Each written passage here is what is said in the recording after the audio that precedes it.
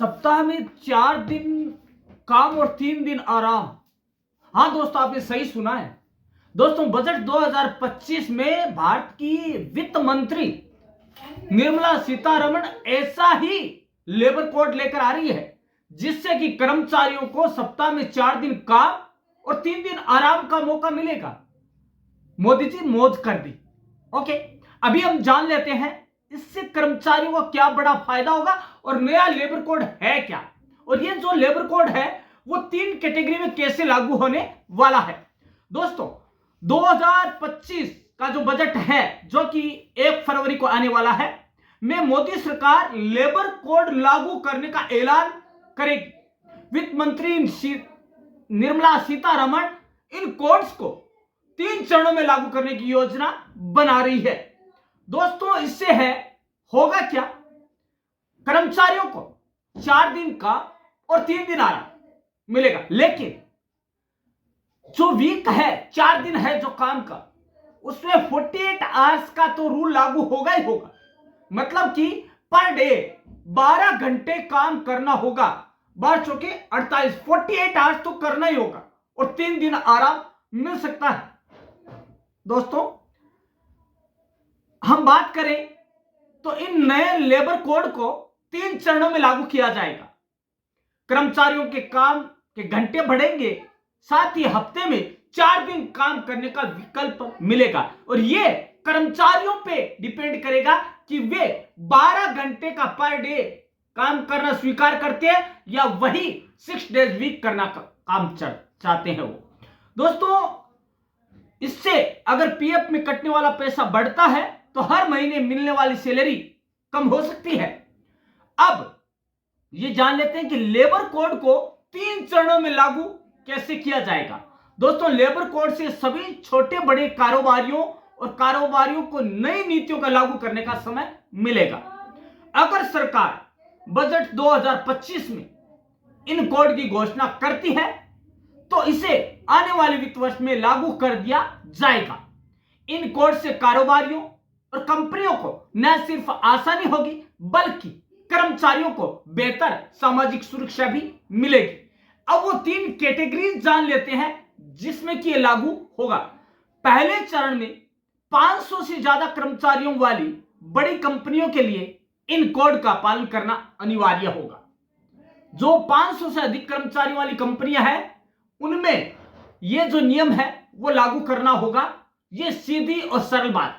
दूसरी है, दूसरे चरण में क्या होगा, 100 से 500 कर्मचारियों वाली जो मीडियम, मझोली, मध्यम वर्ग वाली कंपनियां हैं को इसके दायरे में लाया जाएगा। और तीसरे चरण में क्या होगा, 100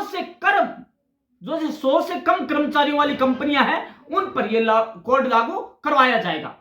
अब है छोटे कारोबारियों को इसे लागू करने के लिए कितना समय मिलेगा। दोस्तों, लेबर कोड के नए नियमों और योजना के तहत छोटे कारोबारियों को इन नियमों को लागू करने में करीब 2 साल का समय दिया जाएगा। आपको बता दें कि भारत के कारोबारी ढांचे में एमएसएमई यानी छोटे उद्योगों की हिस्सेदारी 85% से भी अधिक है। अब हम जान लेते हैं दोस्तों कि लेबर कोड आखिर है क्या। दोस्तों, भारत सरकार ने 29 सेंट्रल लेबर लॉज को 4 लेबर कोड में समाहित कर दिया है। इनका मुख्य उद्देश्य व्यापारियों को मजबूत बनाना और कर्मचारियों को सामाजिक सुरक्षा प्रदान करना और उसे मजबूत बनाना है। नए लेबर कोड लागू होने पर कर्मचारियों के काम के घंटे 8 घंटे से बढ़कर 12 घंटे का पर डे हो जाएगा। हालांकि हफ्ते में कुल कार्य घंटों की सीमा 48 आवर्स ही रहेगी। केंद्रीय वित्त मंत्री निर्मला सीतारमण बजट 2025 में लेबर कोड्स को चरणबद्ध तरीके से लागू करने की घोषणा कर सकती है। सरकार का लक्ष्य, जो सरकार का एम है, वह है देश के श्रम कानूनों को सरल और effective banana, easy and effective दोनों बनाना, जिससे कि कर्मचारियों और नियोक्ताओं दोनों को लाभ पहुंचे। दोस्तों, नए लेबर कोड्स के तहत कर्मचारियों के काम के घंटे बढ़ेंगे, साथ ही उन्हें हफ्ते में 3 दिन आराम के भी मिलेंगे। दोस्तों, हमने जाना कि 3 चरणों में कैसे लागू होगा और क्या है लेबर कोड। अब है एमएसएमई सेक्टर। भारत के उद्योगों का 85% हिस्सा इस अर्थव्यवस्था को उद्योगों का है। इन कोड को अपनाने के लगभग 2 साल का समय निश्चित रूप से लगेगा। अब ये ड्राफ्ट तैयार हो चुका है और दोस्तों ये ड्राफ्ट है वो निश्चित रूप से लागू करवाया जाएगा। दोस्तों इन जो 4 लेबर, अब 29 सेंट्रल लेबर लॉज है, उनमें 4 जो लेबर कोड्स है उनको समाहित किया गया। कौन कौन से हैं? Code on wages, social security code, industrial relations code and occupational safety, health and working condition code. इनका उद्देश्य क्या होगा? यदि ये 4 डेज वीक हो जाता है तो इसका क्या उद्देश्य है? कर्मचारियों की सामाजिक सुरक्षा को मजबूत करना, नियोक्ताओं के लिए प्रक्रियाओं को आसान बनाना।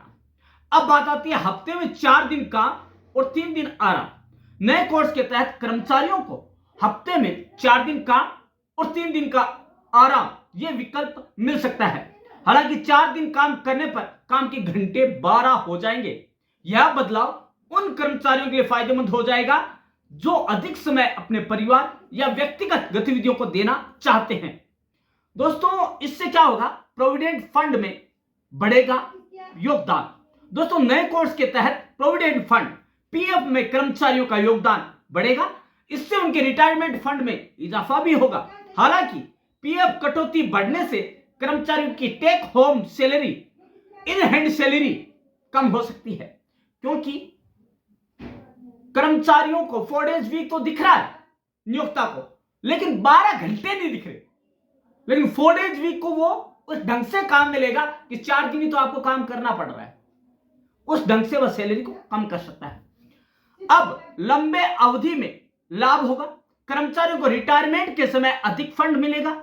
तकलीफ का सामना कब किया जाएगा? शुरुआती दिनों में टेक होम सैलरी, मतलब कि इन हैंड जो आपको पेमेंट मिलेगा वो कम होने से कुछ कर्मचारियों को असुविधा हो सकती है, उन्हें अपने खर्चे कम करने पड़ेंगे।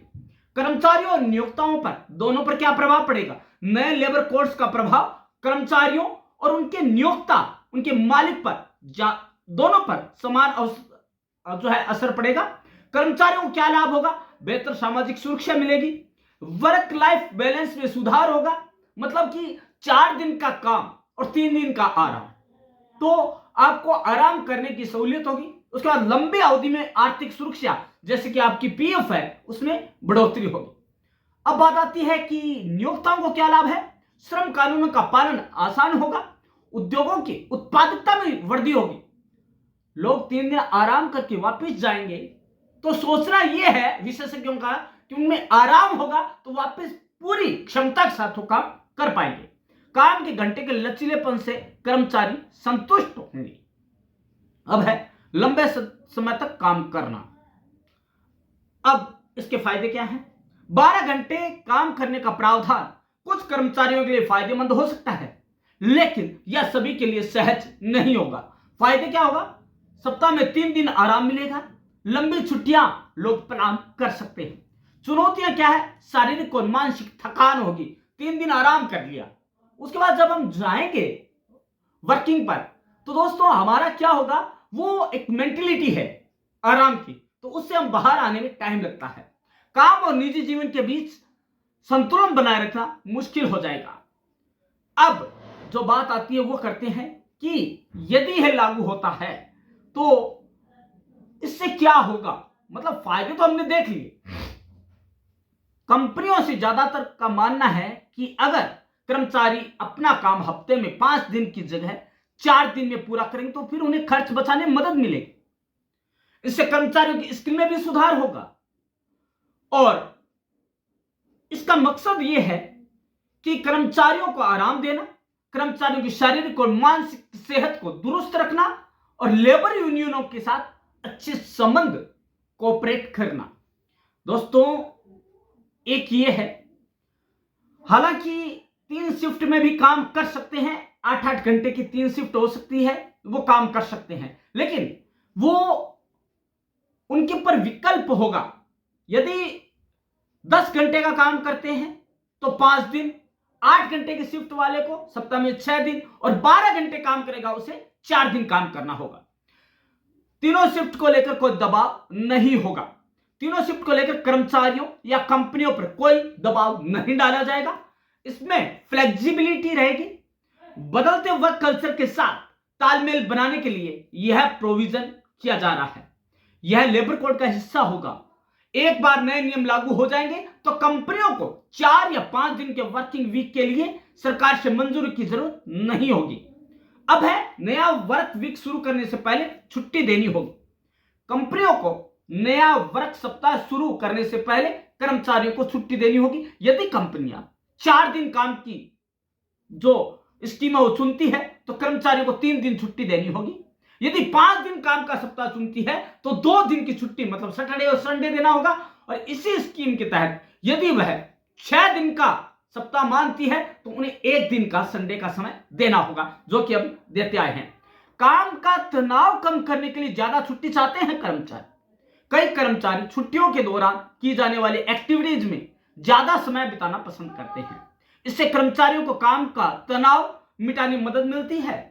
इस नियम से कंपनियों को भी ज्यादा फायदा होगा और उनके ऑफिस के किराए पर लागत कम आएगी, और साथ ही स्टाफ ज्यादा सक्रिय और प्रोडक्टिव हो जाएगा क्योंकि उन्हें आराम मिलेगा। लेकिन दोस्तों आईटी सेक्टर को इससे ज्यादा फायदा होने वाला है। दोस्तों एक्सपर्ट का कहना है कि वर्क डे से जुड़े नए नियमों से आईटी और शेयर्ड सर्विसेज जैसे सेक्टर्स को ज्यादा फायदा होगा। बैंकिंग और फाइनेंशियल सर्विसेज इंडस्ट्री के 20% से 30% कर्मचारी हफ्ते में 4 या 5 दिन काम की शिफ्ट चुनकर वीकेंड में लंबी छुट्टी ले सकते हैं। दोस्तों नौकरी के मौके घटने की आशंका भी है। दोस्तों क्या होगा, हालांकि कुछ एक्सपर्ट्स का मानना है कि एक दिन में 12 घंटे काम से 24 घंटे चलने वाली कंपनियों में एक दिन में सिर्फ 2 शिफ्ट ही चल पाएगी। इससे नौकरियों के मौके घट सकते हैं। इसके अलावा लंबे शिफ्ट से कर्मचारियों के जो साथ में वर्क और लाइफ का बैलेंस है वो भी बिगड़ सकता है। दोस्तों चाहे कुछ भी हो, लेकिन बजट का ये प्रमुख जो बिंदु है या घोषणा है वह कर्मचारियों का विश्वास अपनी ओर हासिल करने का है और उन्हें अपनी ओर मोड़ने का और अपने हिस्से में मतदान करने के लिए राजी करना है। तो दोस्तों ये जो सारा उनको मतलब लुभावन जो किया जा रहा है, उनको ये घोषणाएं की जा रही है। दोस्तों ये लुभावन वाली योजनाएं नहीं है, ये घोषणाएं होगी, यथार्थ परक होगी। उसमें कई स्टार नहीं होगा, शर्तें लागू वाला कभी हो ही नहीं सकता, क्योंकि यह दूरदर्शी सरकार है और वह कर्मचारियों के हितों के साथ टकराव नहीं चाहेगी। लेकिन दोस्तों आप भी सोचिएगा जरा कि 4 दिन काम और 3 दिन आराम, क्या यह समाज के हित में है या नहीं है?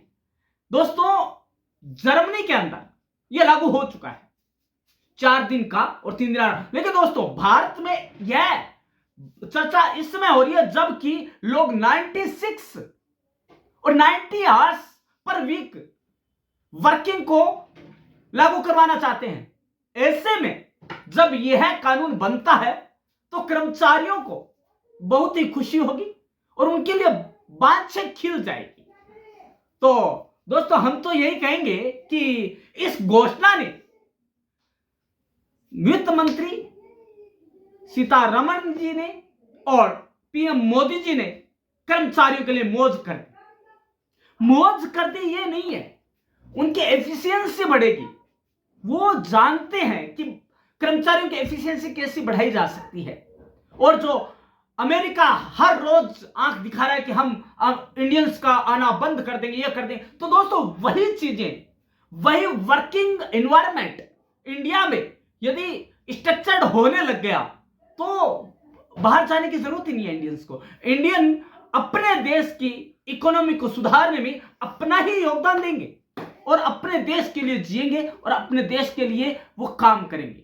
तो इसे दोस्तों ये जो 4 डेज वर्किंग वाला है, इससे फायदा अंततः अर्थव्यवस्था को होने वाला है और साथ ही इसका लॉन्ग टर्म फायदा, लॉन्ग टर्म बेनिफिट्स जो कर्मचारियों को मिलने वाला है वह बहुत ही ज्यादा होगा, एक ग्रेजुएटी के रूप में और पेंशन के रूप में। तो दोस्तों, आज हमने एक प्रमुख बिंदु और जाना है बजट 2025 से जुड़ा हुआ, जो कि आने वाला है। दोस्तों, ये होने वाला है और ये सबसे पहले आपको परम क्लासेस चैनल ने बताया है। और इसी तरह के प्रमुख बिंदुओं और प्रमुख जो है आपके कोट्स हैं, उनको जानने के लिए देखते रहिएगा परम क्लासेस चैनल। कल मिलेंगे हम इसी वक्त इसी चैनल पर एक नया टॉपिक लेकर, जिसके बारे में आपने सोचा भी नहीं होगा। धन्यवाद दोस्तों।